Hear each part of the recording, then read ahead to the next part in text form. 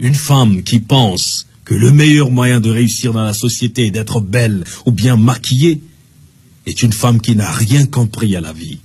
Bonjour chers abonnés, abonnez-vous si vous êtes nouveau sur notre chaîne, c'est entièrement gratuit. Celle-là s'assimile à un vulgaire objet de décoration. Fais donc attention à cela, car ce qu'elle pense, elle l'inculquera à tes enfants. Si tu demandes à un chien d'éduquer ton enfant, ne t'étonne pas de voir ton enfant marcher à quatre pattes. M'a souvent dit ta grand-mère. Ton épouse doit apprendre à tes enfants le sens des efforts, le sens du travail, notamment à tes filles. La réussite sociale d'une femme n'est plus d'épouser un homme qui a déjà réussi dans la société. On ne courtise pas sa future femme comme on courtise une copine. Amène-la souvent chez les tiens passer quelques jours. Tu pourras voir si elle sait s'occuper d'un toit et surtout cuisiner. C'est très important. Un repas concocté par son épouse vaut mieux qu'un plat de restaurant. Là-bas, on ne sait pas qui cuisine ni comment on fait. Évite une paresseuse obsédée par son enveloppe extérieure, qui passera plus de temps devant un miroir qu'à veiller à la salubrité de son foyer. Pour savoir quel type de bosseuse est une femme, regarde ses ongles.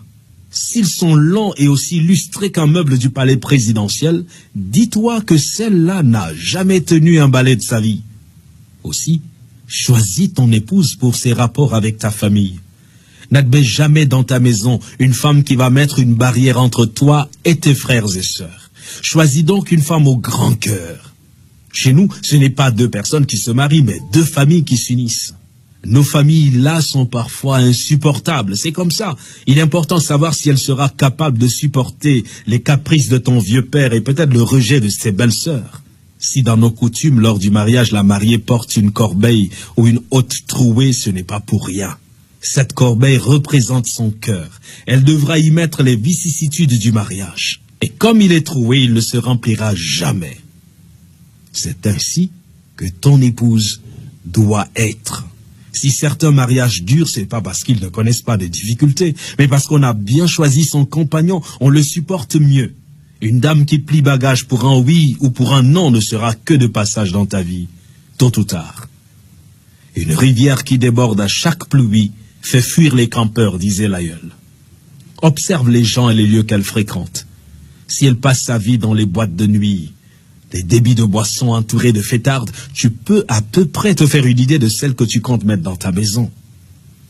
Un poisson qui provient d'une eau empoisonnée n'est pas bon à manger, m'a souvent dit mon grand-père. Elle devra faire de tes problèmes les siens, et pas une qui prendra ses jambes à son cou dès que le navire prendra un peu d'eau. Le mariage a des hauts et des bas. Si elle n'est pas capable de traverser toutes les situations avec toi, c'est une opportuniste dont il faudra te débarrasser. À ce propos, ne dit-on pas chez nous que lorsque tu adoptes un chien, tu adoptes ses puces? Si elle ne voit que les bons côtés, fuis. Pour être fixé, fais-lui part de temps à autre de certaines de tes difficultés, juste pour voir sa réaction.